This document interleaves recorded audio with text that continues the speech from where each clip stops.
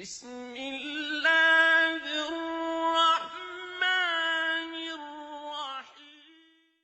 So much of what you do during the day depends upon how you went to sleep the night before. And there are so many ahadith that talk about the angel's involvement in your going to sleep and the effect that that's going to have on the next morning. You're going to sleep and you have a few choices to make.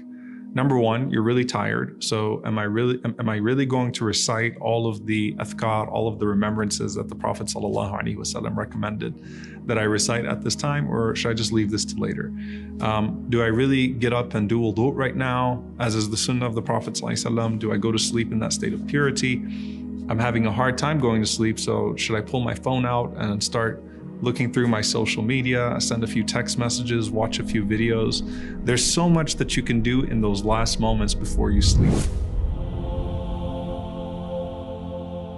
The Prophet ﷺ said that every night as you go to your bed, an angel and a devil come to you and they start to prompt you. Now this is in accordance with another hadith which is more general, that the Prophet ﷺ said that throughout the day, the shaitan whispers to you and prompts you towards evil and promises you poverty and tragedy, and the angel prompts you towards good and to the promise of Allah subhanahu wa ta'ala. And so you're constantly between those two influences, right?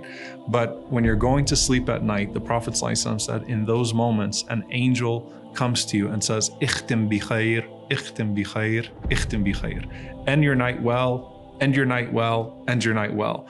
And then a devil comes and says, end your night in evil, end your night in evil, end your night in evil. End it with a bad word, end it with a bad sight, end it with a bad exchange, end it with something evil, because our actions are judged by their endings. Okay, right? So this is your last moment of the night and you're going into death, right? Because at night when you sleep, it's al-mawt-as-sughra. It is your minor death. You don't know if you're waking up the next morning.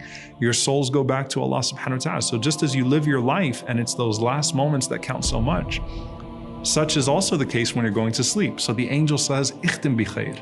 End your night with dhikr, end your night with the remembrance of Allah, end your night with some Quran, end your night with those good things, not those things that are bad.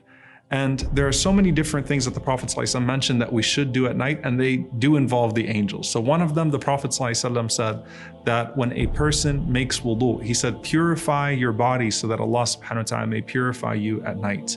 For when a person goes to sleep in a state of wudu, Allah subhanahu wa ta'ala sends an angel that spends the entire night at your head.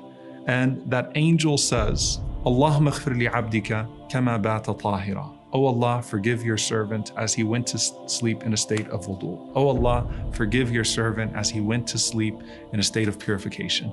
And he keeps on making dua for your forgiveness throughout the entire night, just because you took those moments to make wudu, you took those moments to wash yourself and purify your body before you went to sleep. The Prophet ﷺ also mentioned Ayatul Kursi. To recite Ayatul Kursi, the Prophet ﷺ said that it would stand guard for you, that Allah would send an angel that would stand guard for you and protect you from any shaitan that could come anywhere near you throughout the night. And so just by making wudu, just by reciting Ayatul Kursi, by reciting those things, you have an angel that stands guard for you. You have an angel that seeks forgiveness for you throughout the night. You end your night well. So if you die that night on dhikr, then you return to Allah subhanahu wa ta'ala in a state of remembrance, as opposed to in a state of whatever it is that you were doing before you went to sleep.